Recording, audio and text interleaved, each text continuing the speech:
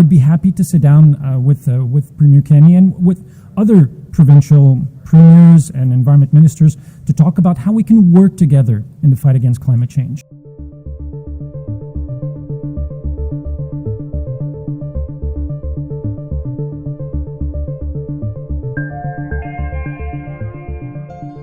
That was Federal Environment Minister Stephen Guilbeault back last October, inviting Alberta Premier Jason Kenney and any other premier who wanted to consult with the federal government about going forward on climate change plan. Less than a week later, though, Justin Trudeau was off at a UN summit on climate in Glasgow, Scotland, where he announced that the federal government was going to impose a hard cap on emissions from the oil and gas industry before any consultations had taken place with Alberta. I don't know what that was seen as in the rest of the country, but here in Alberta, that was certainly seen as picking on the province and not in a good way. I'm Lauren Gunter. I'm here with Laurie Goldstein. And Laurie, I think the feds are doing this again. On Tuesday, Guilbeault introduced into Parliament the plan to reduce emissions by about 40%, even more than that, perhaps by 2030. And once again, it looks to me as though they've singled out the oil and gas industry, which means they've singled out Alberta. What do you think? Yeah, that's the message they apparently wanted to send, that out of this 200-page plus report, oil and gas has to decrease by emissions by 42% by 2030. It was odd, though, because when you read the whole report, it was like, okay, but you're saying you're going to reduce electricity emissions by 77%, waste sector by 43%. Building, in other words, this is all pie in the sky nonsense. It is not going to happen. So to me, I agree with you. The fact that they singled out oil and gas, and then they said 42%, but that's not a cap. We're still discussing, well, what do you mean? So to me, I saw it as nothing more than a political document, which I believe you wrote in your column, to attack the provinces where people don't vote Liberal, Alberta and Saskatchewan, most of all. And then lo and behold, in Ontario, which is the one that would be, transportation is the big one, oil and sector. Well, that's only going to be 23%.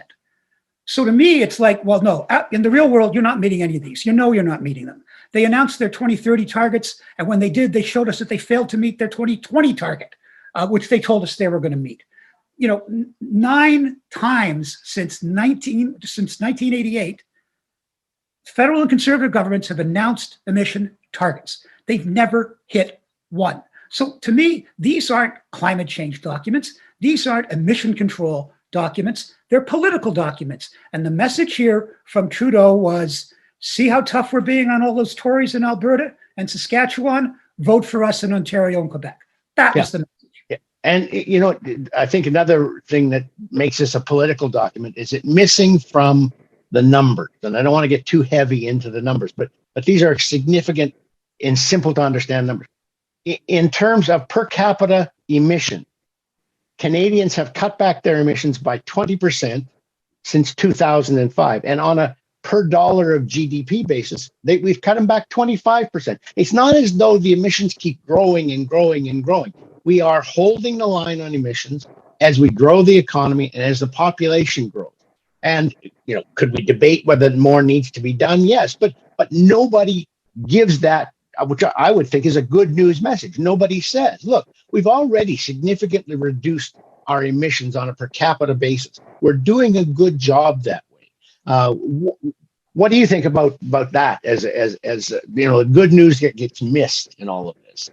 Well, you're showing a rare common sense about all this nonsense. Well, that's what it is. It's about all this, because what it is, exactly what you said. We are lowering our emissions when you look at intensity, carbon intensity, emissions per barrel and all that.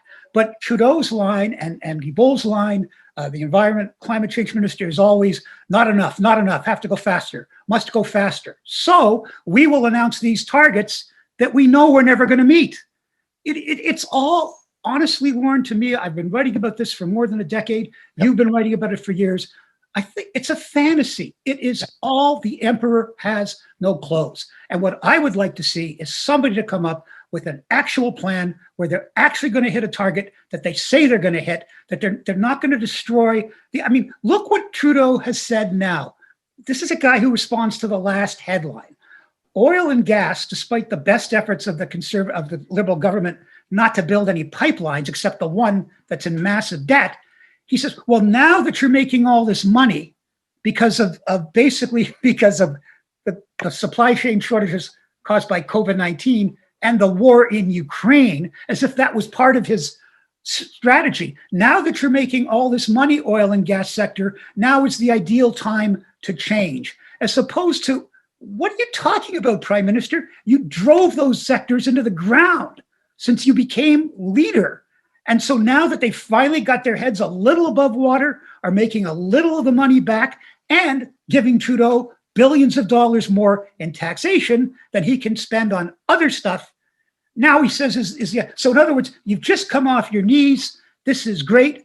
We're going to spend you back on your knees again. None of it makes sense.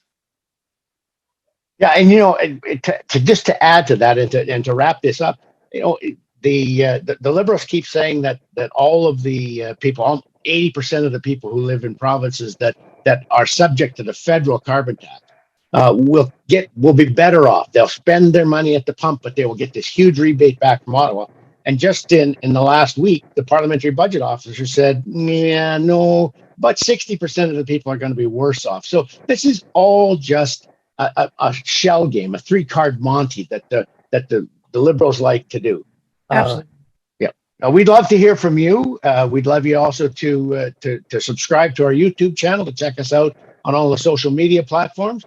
For Laurie Goldstein, I'm Lauren Gunter for Post Media.